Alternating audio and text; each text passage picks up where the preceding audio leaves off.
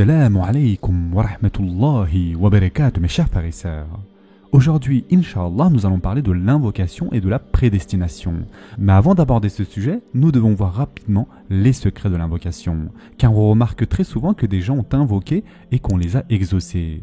Et ceci était lié à cette invocation, le besoin de celui qui la prononce, son orientation totale vers Allah Azza wa Jal, une bonne action antérieure grâce à laquelle Allah Azza wa Jal exauce son invocation, par reconnaissance envers sa bonne action, que l'invocation corresponde à un temps d'exaucement ou d'autres choses encore. Donc il y avait plusieurs paramètres et critères. Ainsi, l'invocation est exaucée et certains peuvent penser que le secret réside dans la formulation de cette invocation.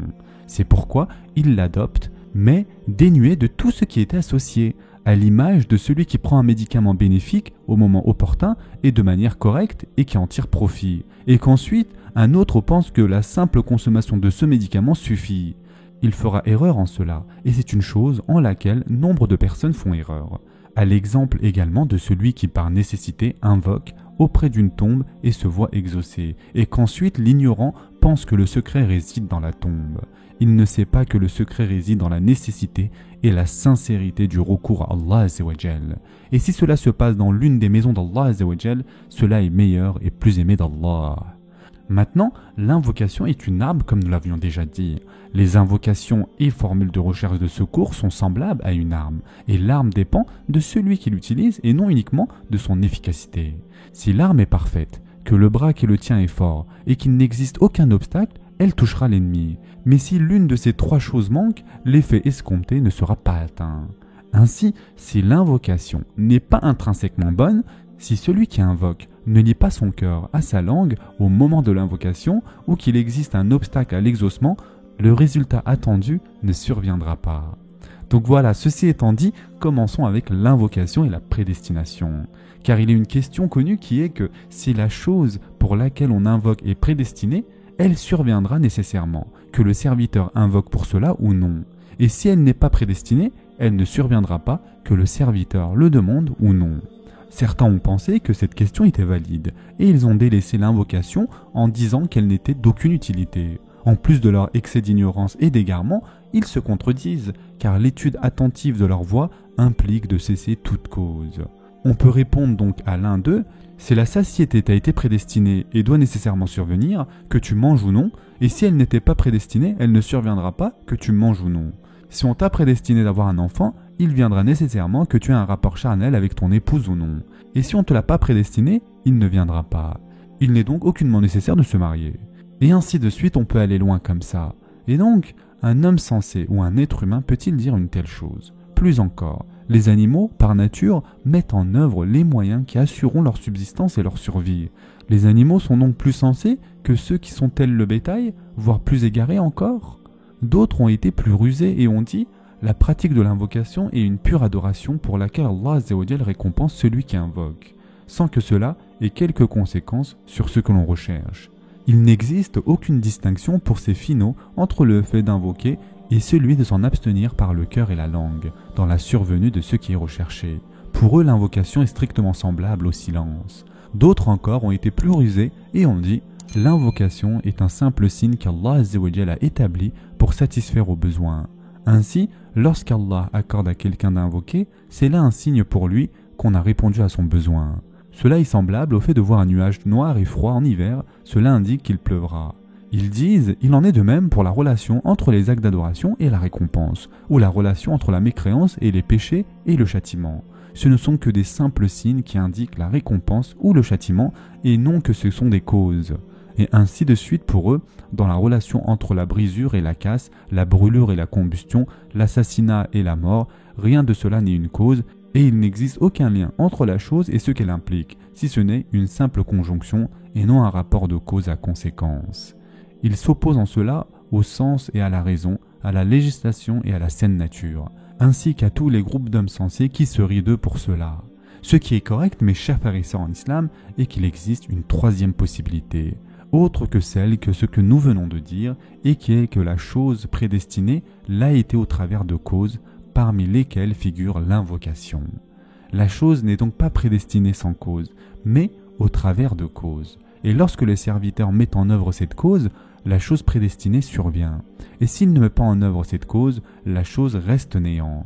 Ainsi, de la même manière que la satiété est prédestinée au travers de la nourriture et de la boisson, l'enfant au travers du rapport charnel, la récolte au travers de la semence, la mort des animaux par le sacrifice, l'entrée au paradis ou en enfer est prédestinée au travers des œuvres. C'est là la vérité sur cette question et c'est ce dont celui qui interroge a été privé. L'invocation compte donc parmi les moyens les plus puissants et si la survenue de ce qui est demandé est prédestinée au travers de l'invocation, il n'est pas juste de dire que l'invocation n'est d'aucune utilité. De même qu'on ne peut pas dire qu'il n'est d'aucune utilité de manger, boire ou d'accomplir tout mouvement ou acte, aucune cause n'est plus utile que l'invocation et rien ne permet mieux de parvenir à ce qui est recherché. Puisque les compagnons radiallahu anhum étaient les hommes les plus savants de la communauté concernant Allah Azza wa Jal et son messager, sallallahu alayhi wa sallam, et les plus versés dans sa religion, ils connaissaient mieux que tout autre ce moyen, ses conditions et la bienséance qui convient. Omar ibn al-Khattab radiallahu an cherchait secours au travers de l'invocation contre ses ennemis. Elle était la plus grande de ses armées et il disait à ses compagnons « La victoire ne vient pas du grand nombre, mais la victoire vient du ciel. » Et il disait « Je ne me soucie pas de l'exaucement, mais je me soucie de l'invocation. » Lorsqu'on vous inspire d'adresser une invocation, l'exaucement l'accompagne. Ainsi, celui auquel on inspire d'invoquer, on aura voulu l'exaucer. Car Allah Azza wa Jal dit dans le Coran « Appelez-moi, je vous répondrai. » Sourate Ghafir, verset 60. Allah Azza wa Jal dit aussi « Et quand mes serviteurs t'interrogent sur moi, alors je suis tout proche. Je réponds à l'appel de celui qui me prie quand il me prie, qu'il réponde à mon appel et qu'il croit en moi, afin qu'il soit bien guidé. » Surat al-Baqarah, verset 186. De plus, Abu Hurayra radiallahu an rapporte que le messager d'Allah, sallallahu alayhi wa sallam, a dit « Celui qui ne demande pas à Allah, il se courrouce contre lui. » Cela montre que la satisfaction d'Allah Azza wa Jal réside dans le fait de l'invoquer et de lui obéir.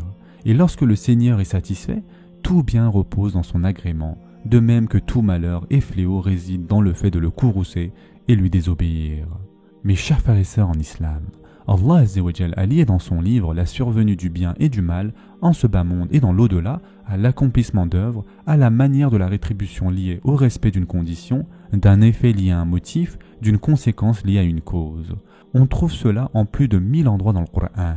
Parfois la rétribution est liée à la loi universelle et l'ordre religieux d'une manière adéquate, comme dans la parole d'Allah Azza wa Jal.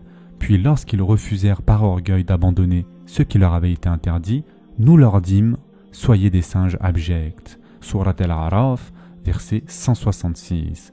Ou encore « Puis, lorsqu'ils nous eurent irrités, nous nous vengeâmes d'eux et les noyâmes tous » Surat al-Zukhruf, verset 55.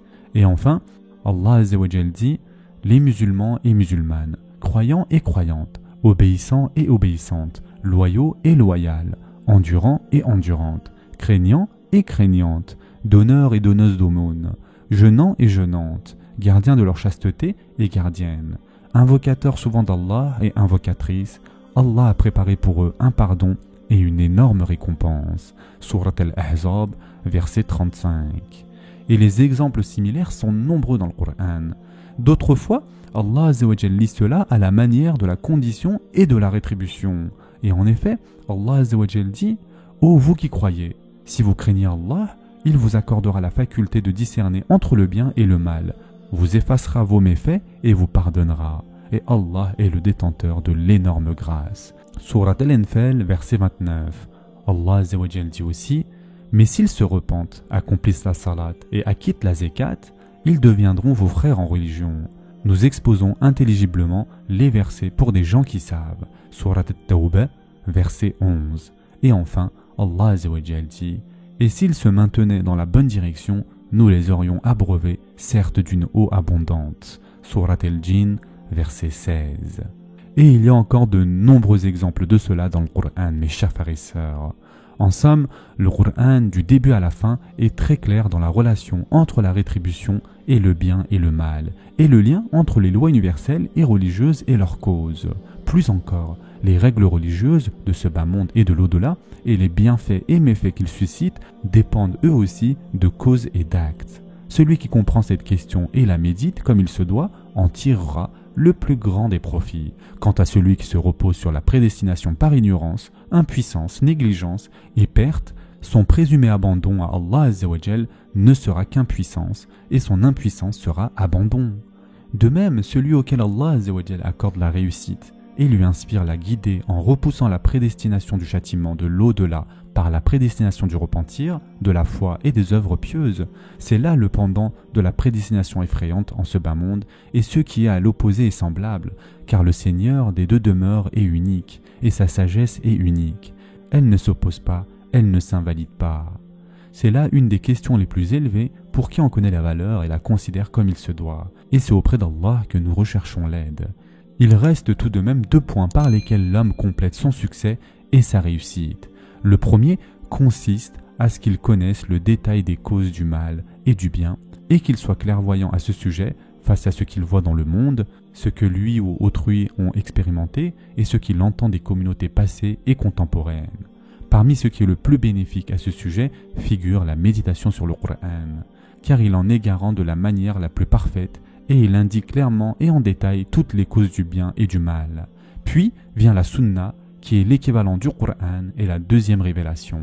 Celui qui porte son attention vers eux, ils le dispenseront de toute autre chose. Le Coran et la Sunna te montrent le bien et le mal et leurs causes comme si tu les voyais de tes propres yeux.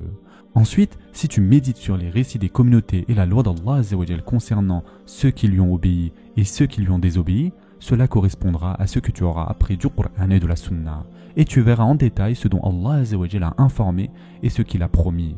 Tu verras de ces signes dans l'univers ce qui t'indiquera que le Coran est vérité, que le messager est vérité et qu'Allah réalisera nécessairement sa promesse. L'histoire est le détail de ce qu'Allah Azza wa Jal et son messager sallallahu alayhi wa sallam nous ont enseigné comme cause générale du bien et du mal. Ce sera tout pour aujourd'hui. En attendant, prenez soin de vous mes chers frères et sœurs et à très prochainement, Inch'Allah.